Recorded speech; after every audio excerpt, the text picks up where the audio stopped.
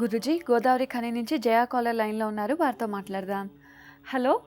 Hello, నమస్కారం అండి జయా గారు. నమస్కారం అండి. నమస్కారం అండి, ఎవరి గురించి తెలుసుకోవాలనుకుంటున్నారు? నా గురించే. తప్పకుండా అండి, మీ నక్షత్రం చెప్పండి. నక్షత్రం అంటూ ఏం లేదండి, తెలీదు. Date of birth?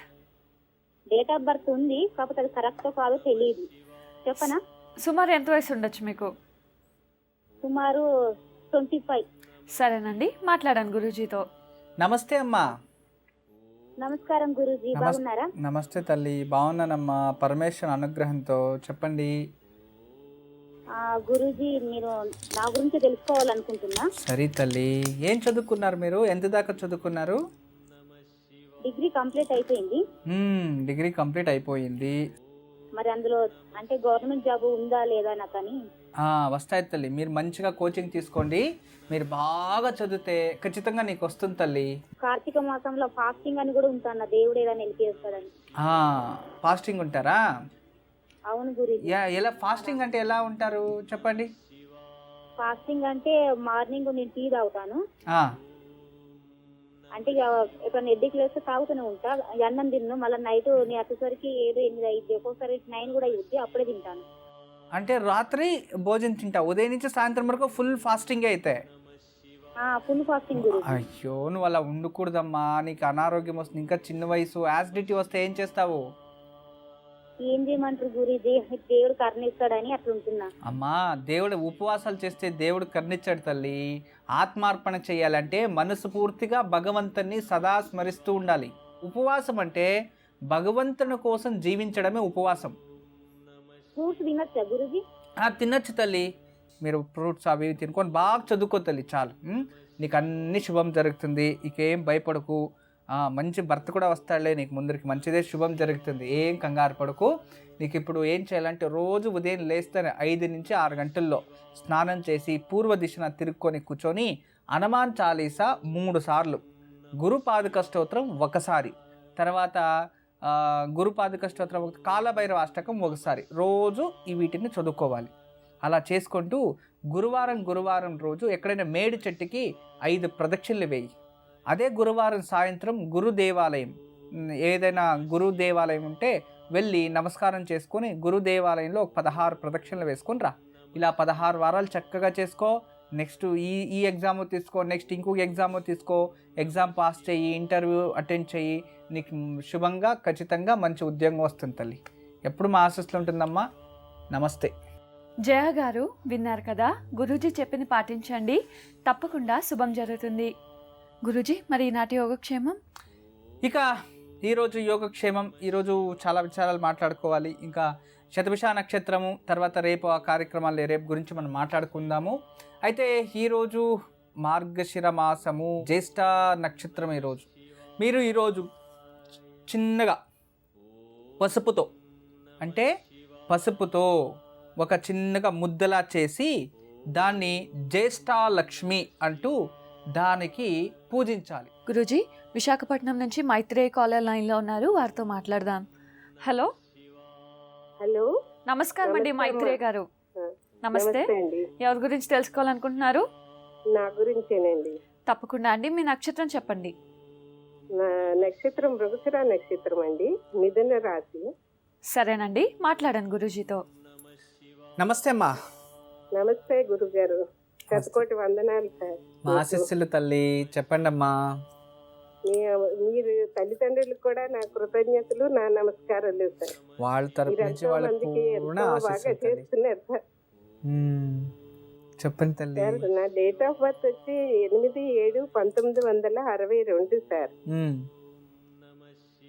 నా ప్రాబ్లం వచ్చి నేను 23 ఏళ్ళ నుంచి ఒక చోట ఉద్యోగం చేశాను సార్. అయితే కొన్ని కుట్రల వల్ల నన్ను ఉద్యోగం తీయించేశారు సార్.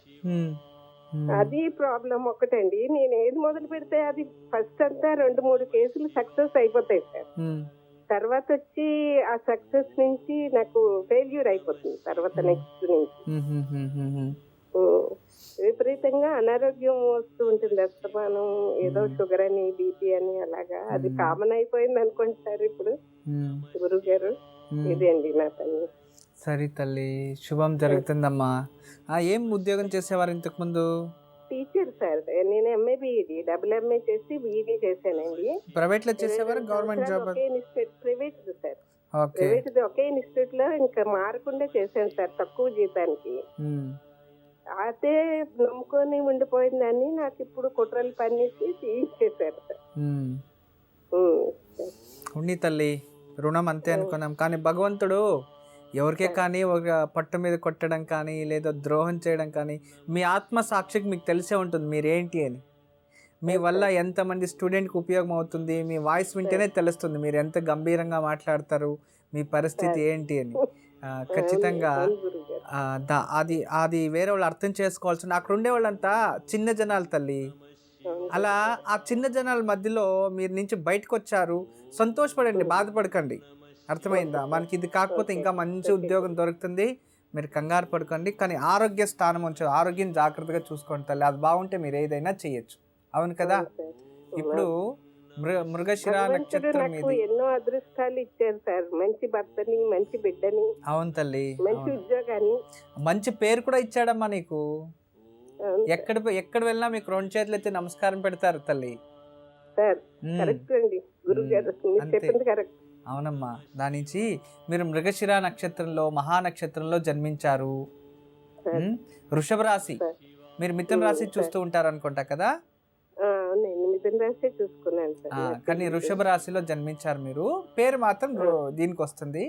కానీ ఇప్పుడు ఎలా ఉంటుందంటే వృషభ రాశికి విశేషంగా పంచమ స్థానంలో గురువు ఉన్నాడు. తర్వాత గురువు 9వ ఇంటిని వృషభ రాశినే చూస్తున్నారు. చాలా బాగుంది ఇప్పుడు.